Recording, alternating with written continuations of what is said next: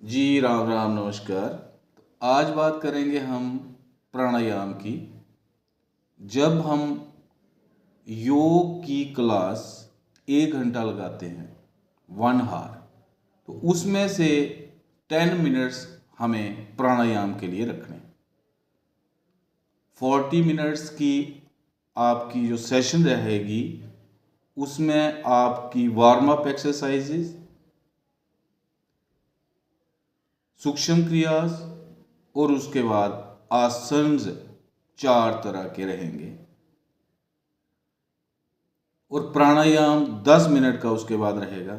आप सबको पता है जो क्लास अटेंड करते हैं कि जब 40 मिनट की सेशन हमारी ख़त्म होती है तो हम गहरे व लंबे श्वास लेते हैं हंसी की महान क्रिया के बाद। हंसी की महान क्रिया से हमारी एक एक नस नाड़ी प्रभाव में आ जाती है, हम कह सकते हैं ओपन हो जाती है।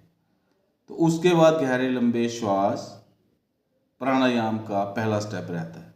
तो आज हम इस वीडियो में खाली प्राणायाम की बात करेंगे कि 10 मिनट का जो आपका प्राणायाम है उसमें क्या क्या चीज़ें रहेंगी।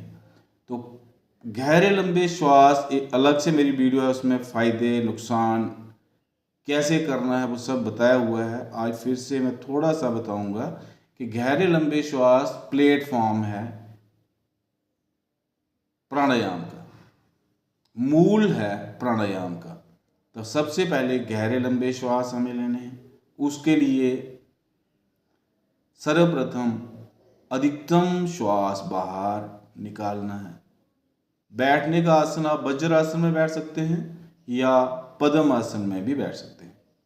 सिद्ध आसन में बैठ पाएँ तो बहुत बढ़िया, नहीं तो आप चेयर पे भी बैठ सकते हैं। रीढ़ गर्दन आपकी सीधी रहनी चाहिए, ये इसमें मेन चीज। आंखें आपकी प्राणायाम के टाइम पे खुलनी नहीं चाहिए। दूसरी बात, आपका हैंकी रुमाल या टॉवल आपके साथ में चाहिए, क्योंकि प्राणायाम नासिका द्वार को खोलता है सर्वप्रथम। बाकी तो जो नस नाड़ियां हैं वो तो सारी खुलेंगी, आध्यात्मिक भी खुलेंगी, फिजिकल वाली तो खुलेंगी। लेकिन अब 3 जो आध्यात्मिक नाड़ियों पे अलग से वीडियो हो जाएगी, यहाँ तो नहीं हो पाएगा सारा कवर।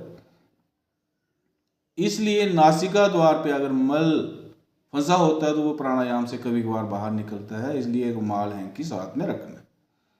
तो गहरे लंबे श्वास के लिए जैसे आसन बताया, हम बैठ के रीढ़ गर्दन सीधी है, तो सर्वप्रथम अधिकतम श्वास बाहर। अधिकतम श्वास जैसे बाहर जाएगा पेट खाली हो जाएगा, पेट अंदर की ओर जाएगा। तो सबसे पहले आपने निष्कासन अंगों का संकोचन कर लेना है। मूल बंद, ये बंद वाली वीडियोस में बताया हुआ। तो मूल बंद लग गया, नाभि को रीढ़ के साथ चिपका लीजिए, कंठ को आगे मोड़ लीजिए, तो कुंभ भी बन गया, बाह्य कुंभक।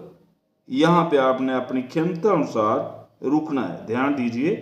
क्षमता अनुसार, क्षमता अपने अपनी रहती, अभ्यास से क्षमता बढ़ती। जब ना रुका जाएगा धीरे से पेट ढीला छोड़ना है, आराम से श्वास भरना शुरू होना है। पहले पेट का नीचे वाला हिस्सा, फिर पेट, फिर ऊपर वाला हिस्सा, फिर चेस्ट तक आ जाएगा, फिर कंठ तक। जैसे हमने श्वास भरा, अब 2 बंद आपके लग जाते हैं।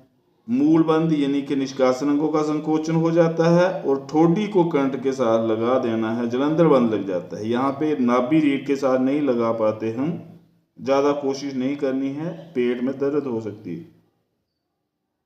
अब धीरे से घुटन होने पर श्वास बाहर। तो ये गहरे लंबे श्वास, इसको आपने मिनिमम 3 बार दोहराना है। उसके बाद आपने कोई प्राणायाम ले लेना है। जैसे अभी सर्दियों का मौसम आने वाला है, अभी आया नहीं है, तो हम भस्त्रिका करेंगे, लेकिन बाम भस्त्रिका करेंगे। भस्त्रिका भी 2 तरह की है, ये अलग से वीडियो में बताया जा सकता है। लेकिन यहाँ पे देखिए, दाएं हाथ की अपने प्राणायाम मुद्रा बनानी है, आंखें नहीं खोलनी है प्राणायाम में किसी भी सूरत में, और दाएं नासिका बंद करके बाईं नासिका से 7 टाइम्स ही श्वास भरना व छोड़ना है। अधिकतम श्वास बाहर निकाल के तनिक रुकने के बाद बाएं से भरना है, दाएं से भरना, फिर दाएं से भरना। अब 7 टाइम्स दाएं से भरना है, दाएं से ही छोड़ना है, गति व शक्ति से। हो गया। अब दाएं से श्वास गहरा भर के बाएं से बाहर। अब आपने अल्टरनेट भस्त्रिका करनी, बाएं से भरना, दाएं से बाहर, दाएं से भरना, बाएं से बाहर, 7 टाइम।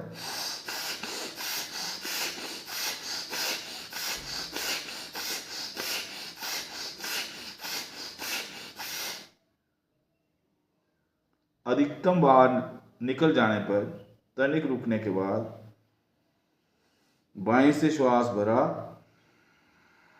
दाएं से बाहर, और हाथों को घुटनों पर रखते हुए तनिक रुकने के बाद दोनों नासिकाओं से एक साथ 7 टाइम श्वास भरना छोड़ना।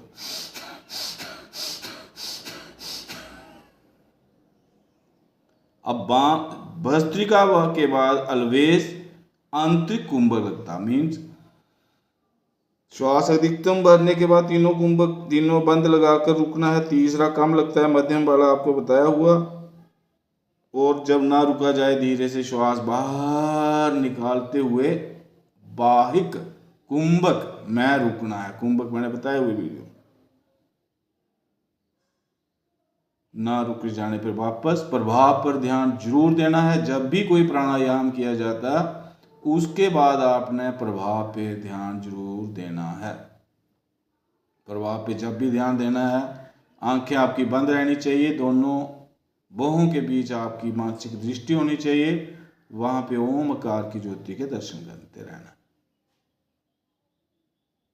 ध्यान दीजिए, भस्त्रिका के बाद आपको कोई भी ठंडक वाला आसन जरूर करना है, क्योंकि जो साधकों को बीपी की प्रॉब्लम है, या आपको पता है जो भस्त्रिका प्राणायाम है ये बॉडी में गर्माहट देता है। ये भस्त्रिका वाले प्राणायाम में मैंने अच्छी तरह से समझाया हुआ है, तो इसलिए इसका विपरीत ठंडक वाला आसन हम जरूर करते हैं।